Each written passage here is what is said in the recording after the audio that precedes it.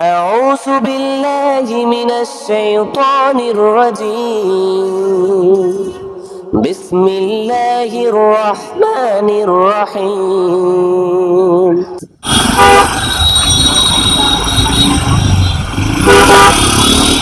আসসালামু আলাইকুম। কি বুঝলেন? আমার আশেপাশে শত শত গাড়ি যাচ্ছে, ট্রাফিকে ভরা।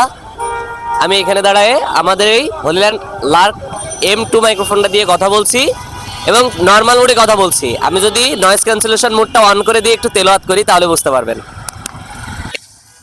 أعوذ بالله من الشيطان الرجيم بسم الله الرحمن الرحيم